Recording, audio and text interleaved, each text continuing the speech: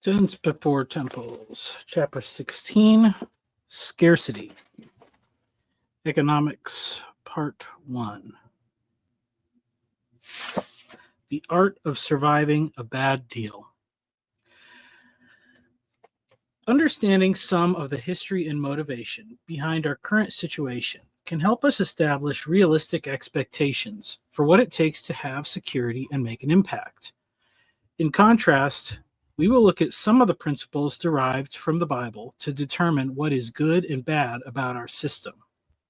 Many people have tried to build theoretical systems of governance and economic regulation based on the laws of the Bible.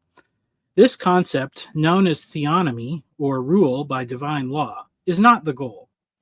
While it may be true that many things in our society would be improved if our current system was replaced by something guided by biblical principles, the effort expended by those who hypothesize and try to implement such changes through legislative action is a foolish endeavor, since they have no plan of implementation that does not require top-down control of the government and economic markets. Not only are there certainly unforeseen consequences that would arise from the implementation of their ideas, but the attempt to gain power through political coalition has and will continue to make them a target for persecution. Unfortunately, rather than listening to reasoned critiques, many of them have decided to embrace the negative response to their claims as a badge of honor and an indictment that they are in the right, or an indication that they are in the right.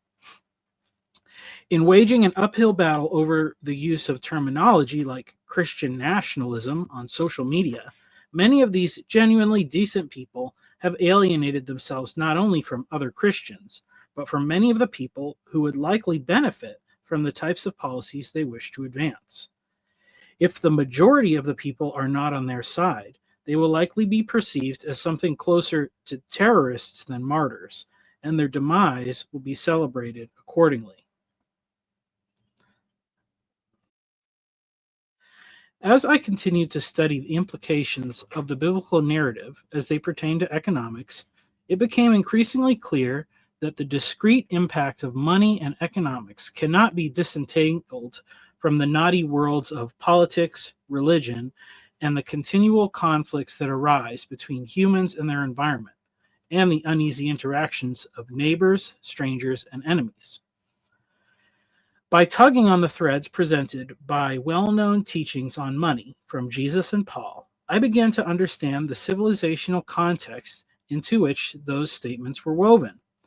Beyond the superficial differences of language and imagery, the similarities between the ancient world and our own became far more clear.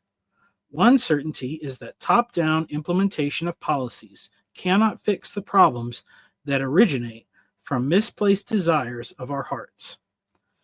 The shocking discovery was to see how the simple and consistent work of the apostles to build a shelter in the storm, to bring food to the hungry and water to the thirsty, to welcome the strangers and bring freedom to captives, resulted in an economic upheaval that undermined a whole system of soul-crushing corruption. The same work of evangelism and discipleship that we mostly label spiritual in nature also planted the seeds that would grow and blossom into the incredible societal and economic liberties that have lately been in decline. The error in our day seems to be that we view the work of the apostles through the same fragmented lens of discrete categories in which we try and fail to make sense of our own world. Our desire to trust in a cause and effect relationship designed for the world of 100 years ago brings our true faith into closer alignment with the cult of the empire than the early Christian church.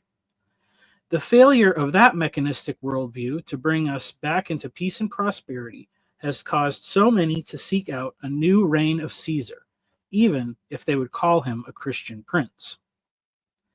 Instead, the goal here will be to help people understand the situation in which we live, how to best navigate our current economy to gain security and a productive life for the future, and then implement creative solutions to help establish others in a similar place.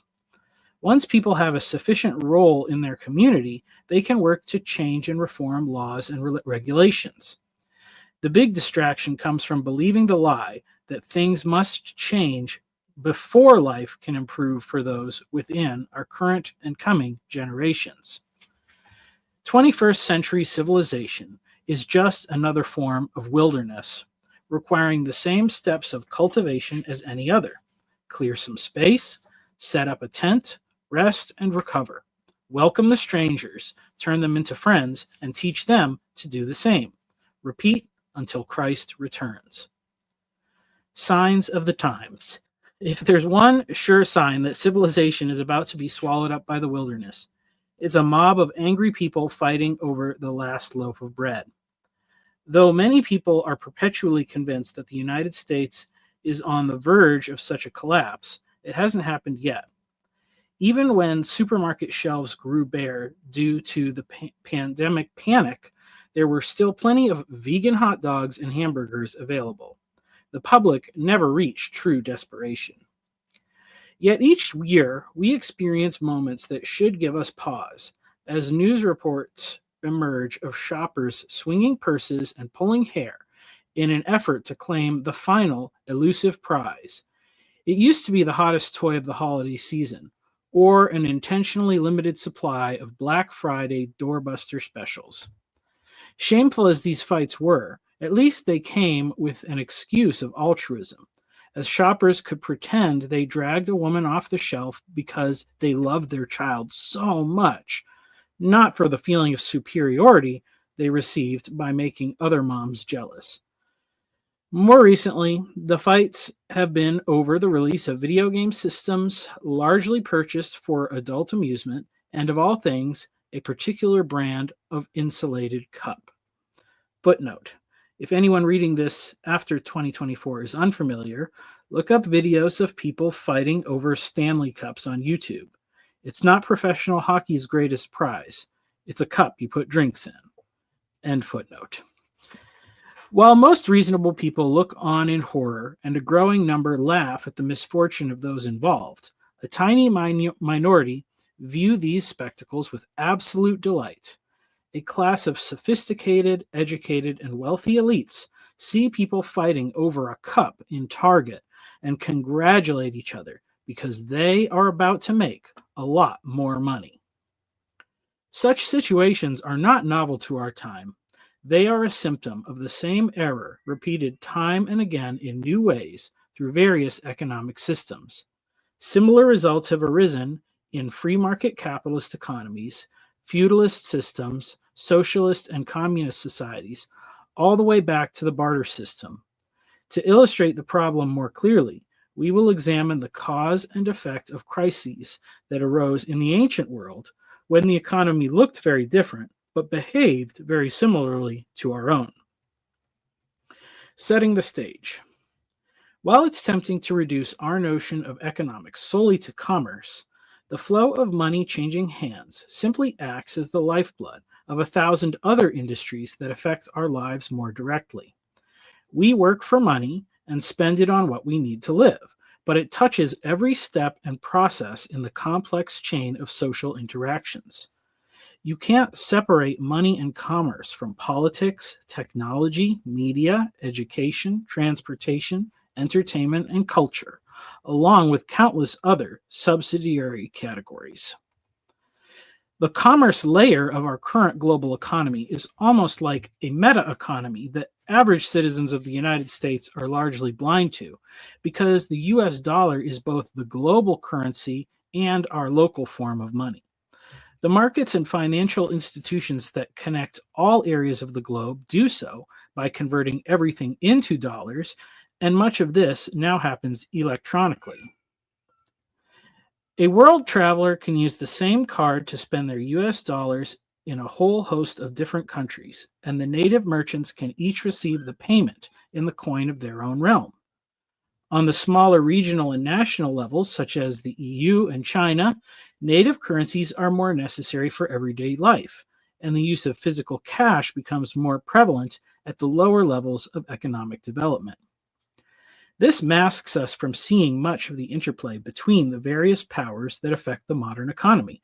But the rise and fall of nations, wars and conquests, religious movements, and social revolutions can all be influenced by forces exerted on the economy. Almost all aspects of the economy are controlled by monopolies or groups working in collusion to create artificial monopolies. A clear example of how this works is found in Genesis 47. Joseph gains economic control of the land and people of Egypt through the manipulation of the supply of grain. However, this also required special access to the infrastructure and administration of the government. In Frank Herbert's novel Dune, several competing resource monopolies all interact to fuel the conflict and drama. This was best summarized in a quote from the 1984 film adaptation, where the evil baron proclaims, "He who controls the spice controls the universe." This deduction relies on many other factors, as access to the spice is dependent on the ability to control Arrakis, where water is the rarest commodity, and both access to water and the ability to procure spice are dependent on knowledge and skill in navigating the desert. Even the raw military power of the Emperor's Sardaukar is neutralized by the unpredictable nature of the desert planet. Similarly, in our day, the access and control of knowledge dictates most of the flow of our economic systems. While at one level the value of the US dollar is pegged to the price of oil, and at another level it is backed by the power of the US military, the thing which keeps the paper bills and digital balance sheets moving and growing is information. Knowledge and data are the most valuable resources of the information age, as they can be translated into a belief about what will happen in the future. The actions of consumers, governments, corporations, and even natural phenomena like the weather, if they can be predicted, can give access to unlimited wealth and resources for those who know how to capitalize on them.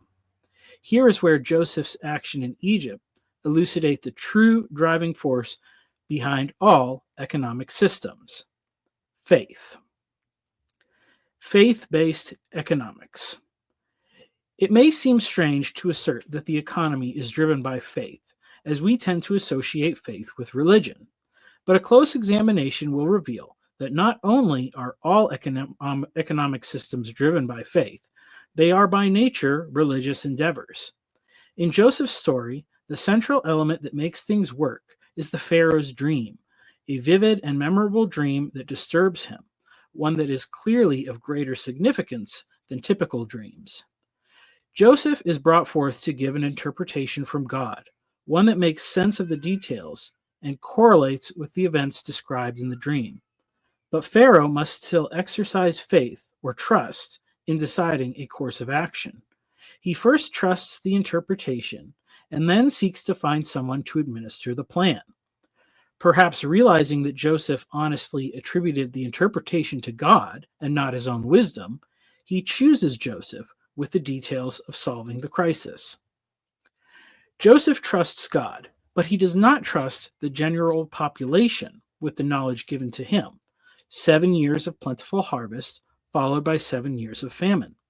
This choice could be seen as manipulative.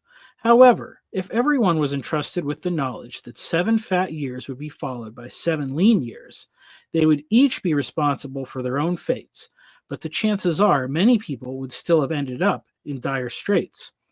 They would have been at the mercy of their neighbors, or there may have been simply not enough food to go around. In the New Testament, the Greek word for faith, pistis, is also synonymous with trust and allegiance. We can see that there is an element of this concept in almost every social interaction and type of work. Every time a seed is planted or a fishing net is cast, there is faith that the effort will produce a return. But no one puts all their trust in a single seed. To work faithfully means to continuously plant, water, and weed. And at the end of the day, there is a strong correlation between the amount of wealth produced and the effort expended. Relational faith and trust is an even more important part of the economy.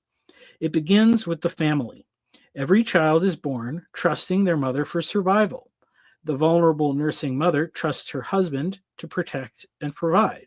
He trusts the faithfulness of the wife to ensure the paternity of his child, and the parents provide selflessly for their children, trusting that they will receive care when they are too old and frail to care for themselves.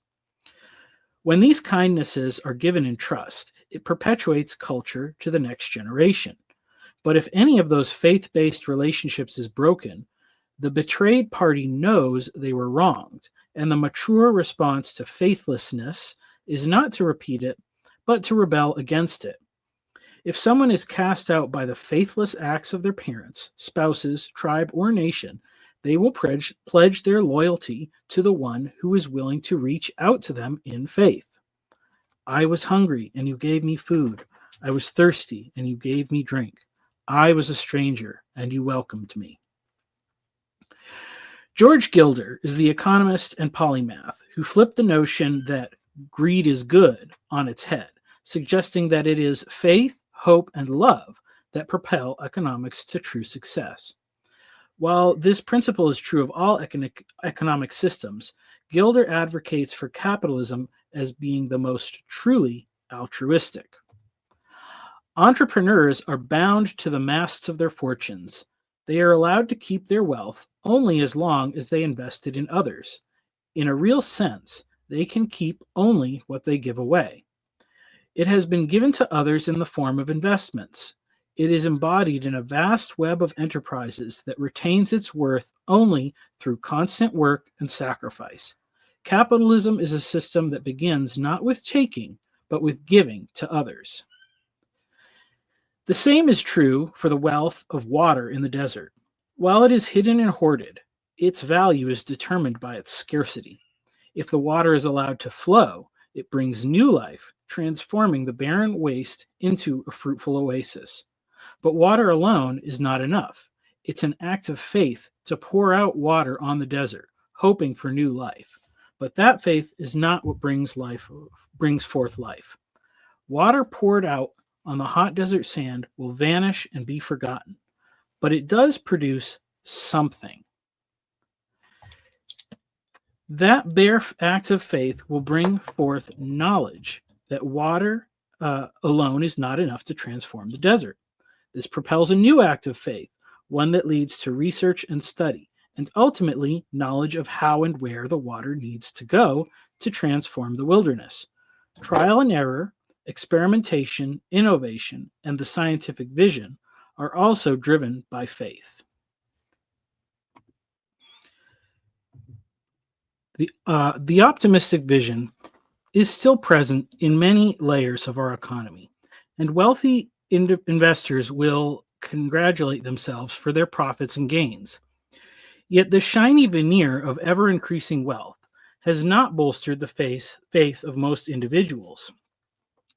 Increases in mental health issues and deaths of despair, contrasting with rapidly decreasing rates of marriage and childbirth, prove that something is wrong, but the only solution given is to put ever-increasing faith in the institutions and traditions.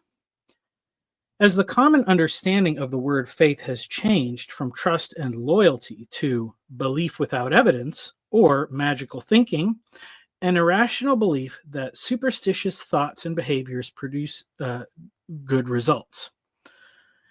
Many have mocked people who claim a faith in God on those terms, and rightly so, because true faith, the evidence of things not seen, is always based on the evidence of what is seen.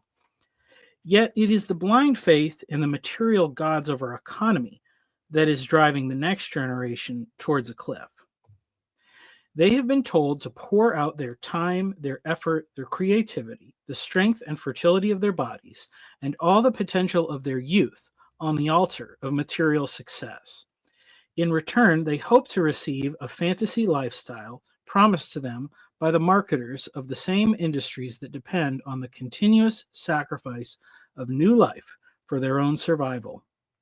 It's like pouring out more and more water on the landscape without noticing that the constant deluge has stripped away all the fertile soil, converting more and more of the landscape into the same desert wasteland it promises to fix.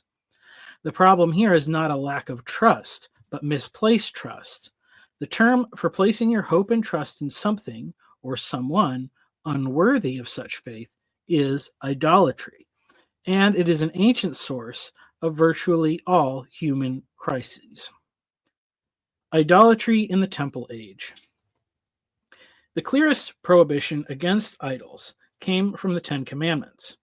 You shall have no other gods before or besides me. You shall not make for yourselves a carved image or any likeness of anything that is in heaven above, or that is in the earth beneath, or that is in the water under the earth. You shall not bow down to them or serve them. For I, the Lord your God, am a jealous God, visiting the iniquity of the fathers on the children to the third and the fourth generations of those who hate me, but showing steadfast love to thousands of those who love me and keep my commandments. The first commandment sets the relationship between the one God and the Israelites. It doesn't mean that there weren't any other beings who claimed to be gods or who had supernatural powers, but the faith of the Israelites was to be placed in God directly, not in any intermediary powers. The second commandment forbids creating any images for themselves and treating them as objects of worship. These images are also forms of intermediaries, and God forbids the Israelites from using them, even to worship God himself. Just as soon as Moses received these laws from God, the Israelites broke them, creating a statue of a golden calf. This gives us an insight into why God did not want the Israelites to worship him in this way, and it also demonstrates that breaking God's commandments is not something that harms him, but only us. The temptation with all forms of intermediaries is to confuse the means through which we interact with the object on the other side. As an example, smartphones are likely the most incredible intermediary devices we have ever created. Their ability to connect us with people and ideas is incredible, but we must never forget that they are nothing in and of themselves. You cannot hoard the essence of a phone. It relies on other people to talk to, software put in by others, cellular and Wi-Fi signals created and maintained by others, and beneath all that, the energy put into the battery and flowing throughout the components. Without all those things that flow through the phone, it is not more useful than a rock. Yet we have all seen people place some part of their identity into the possession of their phone. They camp outside stores when a new model is released. They purchase glamorous cases and accessories designed to be seen and envied. They brag about having the right brand and the right colored text messages. This is, of course, a very silly thing to pin your hopes on. This represents the lowest form of idolatry, worship of the phone itself. But if we look at the apps on someone's home screen, their screen time, their watch history, and the suggestions of their algorithms, we will surely see where they have placed their hope and faith. The amount of different gods that people put their trust in is vast. Each person has some object or value that they put in the highest place of devotion, but in their attempts to reach it, they will follow many different paths. Some may seek wealth for the sake of social status, while others use it to gain power or pleasures. This requires that they interact with many other gods and the people who serve them. A pantheon of fools. This system of devotion to a pantheon of many gods is called polytheism, the quintessential form of religious idolatry, requiring an abundance of statues and images to keep track of the many deities. Polytheism is one of the most ancient forms of religion. It has existed all over the world in many different forms over the millennia, but it reached an apex of sophistication during the Greek and Roman empires. The era of the Greco-Roman world is known as the Classical period, or the Age of Antiquity, two words that are regularly used to describe valued things from the past, held in high regard. The influence of these ancient civilizations has a direct impact on our own today. The roadways around the Mediterranean and most of Europe still trace the same paths cleared out by the Roman Empire, and almost every modern institution can trace its roots back to the theories and practices of the classical world. Everything from medicine to agriculture, mathematics, philosophy, and politics has its roots in antiquity. In their own day, all innovations were attributed to the influence of gods. Even today, technological breakthroughs are often characterized as Promethean achievements, referring to the story of Prometheus, who stole fire from the gods and gave it to humanity. These deities and lesser spirits beneath them were seen as the keepers of nature and all its aspects. The movement of the sun, moon, and stars, the oceans and rivers, the falling rain, and the scarcity or abundance of animals and plants were all connected to the actions and attitudes of the gods. Sacrifices were offered in thanks when times were good and in fear when times were bad. Over time, a more formal understanding of the attributes and influences of these gods developed, and a system of temples and priests connected particular gods to specific places. While shrines and temples to all the important gods were built all over, certain locations became closely associated with particular gods, and cities began to be built around them. The systemization of these temple city complexes brought lots of useful innovations. Temples would provide goods and services for the people associated with the skills of their particular deities. In exchange, people would bring sacrifices of food and drink, precious metals, and other valuable goods. This built an economy centered around the worship and veneration of the pantheon of gods. With no outside competition and a captured market, the temple cults needed to bring new products and services to the people to maintain their status and importance. As wealth and influence concentrated around the temple industrial complex, practices of worship became more and more central to every aspect of daily life. This system benefited those at the top by exploiting the hopes and dreams of those at the bottom. Those in the most desperate situations, the people truly in need of a miracle, would often leverage the only valuable thing they had, their own lives or the lives of their children. It had been centuries since human sacrifice meant the loss of life. As the temple religions shifted towards this more economically sustainable mode of worship, they made good use of human talent in the form of slaves. These slaves could rise to become priests and priestesses within the temple system, while others would perform menial tasks in the temples, as well as be put to use in other places, such as laboring in the fields. Some temples owned tens of thousands of acres of farmland.